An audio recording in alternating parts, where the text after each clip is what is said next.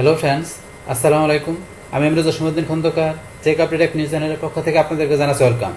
আজকের ভিডিওতে আপনাদের সাথে শেয়ার করব how to search and replace text in PDF file using HiPDF editor.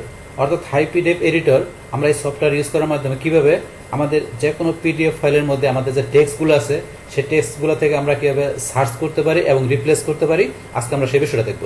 এখন আমাদের এই কাজটা করার জন্য প্রথমে আমরা আমাদের ব্রাউজারে চলে আসবো। আসার পরে যদি আমরা গুগল থেকে এখানে সার্চ দিই HiPDF লিখে, আর সার্চ দেওয়ার পর আমরা HiPDF এর এই লিঙ্কে ক্লিক করে ঢুকতে পারি, অথবা চাইলে আপনি অ্যাড্রেস বারের মধ্যে যদি লিখে দেন HiPDF.com, বাস লিখে আমরা HiPDF এর সাইটে ঢুকতে পারি। বাস এখানে আসার পরে এখন আমাদের এখান থেকে কাজটা করার জন্য আমরা এই যে অল টুলস এই অপশন আমরা যদি চাই, যার পর এখান থেকে আমাদের এই যে এডিট পিডিএফ এর মধ্যে আমাদের এই যে রিপ্লেস টেক্সট, এই রিপ্লেস টেক্সট থেকে আমরা কি করব, আমাদের যে কোনো পিডিএফ ফাইলের যে টেক্সটগুলো আছে সেগুলো আমরা সার্চ করব, পাশাপাশি আমরা রিপ্লেস করব। তো আমাদের এই রিপ্লেস টেক্সট ছাড়াও কীভাবে আমাদের পিডিএফ ফাইল আমরা এডিট করতে পারি, রোটেট করতে পারি, ক্রপ করতে পারি, তারপরে যে কনভার্ট করতে পারি, তারপরে যে মার্জ, কম্প্রেস, স্প্লাইট, তো এই কাজগুলো কীভাবে করতে পারি তার উপরে কিন্তু অলরেডি ভিডিও আমার চ্যানেলে দেওয়া আছে। তাছাড়া এখানে HiPDF ছাড়াও কীভাবে স্মল পিডিএফ এবং পাশাপাশি আমাদের ওয়ান্ডার শেপ পিডিএফ এলিমেন্ট থেকে আমাদের এই কাজগুলো করতে পারি তার উপরে ভিডিও আছে, চাইলে আপনি সেই সমস্ত ভিডিওগুলো আমার চ্যানেল থেকে দেখতে পারেন। তাহলে এখন আমাদের আজকের এখান থেকে আমাদের সার্চ এবং রিপ্লেস টেক্সটের কাজটা করার জন্য আমরা এডিট পিডিএফ অপশন থেকে আমরা এই যে রিপ্লেস টেক্সট অপশনে ক্লিক করি। বাস ক্লিক করার পরে ধরুন লেখা আসছে search and replace text in PDF file. তাহলে আপনার পিডিএফ এর এখান থেকে ধরুন করার জন্য আপনার প্রথমে ফাইলটা নিয়ে আসতে হবে। তো ফাইল নিয়ে আসার বিষয়টা ধরুন আমরা কয়ভাবে নিয়ে আসতে পারি, আমরা চুজ ফাইলে দিলে সরাসরি আমাদের ডিভাইস থেকে নিতে পারি।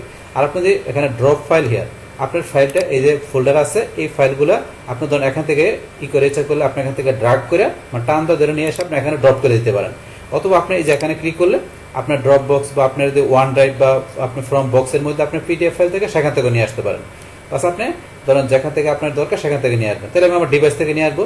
তো নিয়ে আসার জন্য আমি এই যে চুজ ফাইল এখানে ক্লিক করলাম। বাস ক্লিক করার পরে আপনার পিডিএফ ফাইলটা কোথায় আছে সেই লোকেশন থেকে দেখা দেবেন। তাহলে আমার মাই ডকুমেন্টের এই ফোল্ডারে, তারপর আমার সার্চ অ্যান্ড রিপ্লেস এই ফোল্ডারের মধ্যে আমার পিডিএফ ফাইলগুলো রাখা আছে।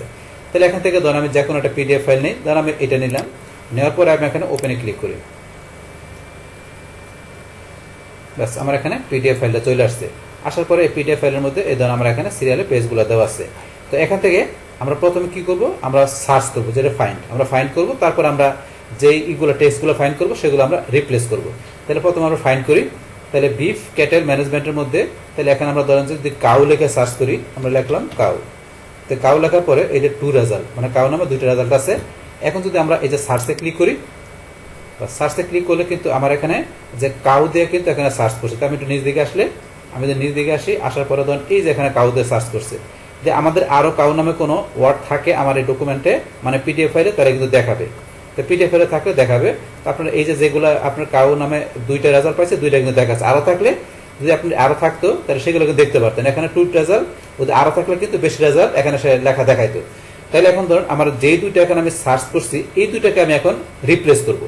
তাহলে এই 2টা কাউকে রিপ্লেস করার জন্য আমাকে এই যে রিপ্লেস অল উইথ এখানে আমি ধরুন লেখা দিই, এটার পরিবর্তে আমি কি লিখবো, তাই কাউর পরিবর্তে আমি কি লিখে দিলাম, ধরুন এখানে আমি লিখে দিলাম ডক, আমি ডক লেখা দিলাম মনে করেন। তাহলে ডক লেখার পরে আমি যদি এখন রিপ্লেস দিই তাহলে 2টা কাউ আমার ডক হয়ে যাবে। তাহলে আমি এখান থেকে এই রিপ্লেসে ক্লিক করলাম। কাজ করার সাথে সাথে কিন্তু আমার এখানে কিন্তু ডান হয়ে গেল। তাহলে এখন আমি ডাউনলোড করি, ডাউনলোড করলে দেখবো যে আমাদের এই পিডিএফ ফাইলের মধ্যে যেখানে কাউ ছিল টেক্সটগুলো সেগুলো কিন্তু ডক হয়ে যাবে। তাহলে এখন আমি ডাউনলোড করি, আমি ডাউনলোডে ক্লিক করলাম।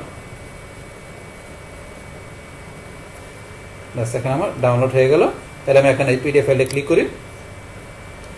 ব্যাস পিডিএফ ফাইল ওপেন হয়ে গেল। এখন যদি আমি নিচ দিকে আসি তাহলে দেখবো আমার এই যে এই পেজের মধ্যে এই যে আমার এখানে কিন্তু সেকেন্ড পেজের মধ্যে এই ধরনের এখানে কাউ লেখা ছিল।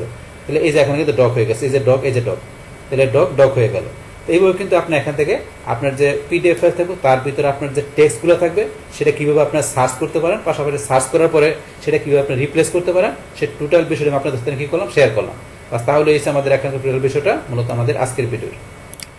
ডিয়ার ফ্রেন্ডস, আমার আজকের এই how to search and replace text in PDF file using HiPDF editor software, এই ভিডিওটি আপনাদের কাছে ভালো লেগে থাকে কিংবা এই ভিডিও থেকে আপনারা কিছু শিখে থাকেন, উপকৃত হয়ে থাকেন, তাহলে আমার এই চেক আপডেট টেক নিউজ চ্যানেলটি আপনারা সাবস্ক্রাইব করবেন, লাইক করবেন, কমেন্ট করবেন এবং সবার সাথে শেয়ার করবেন।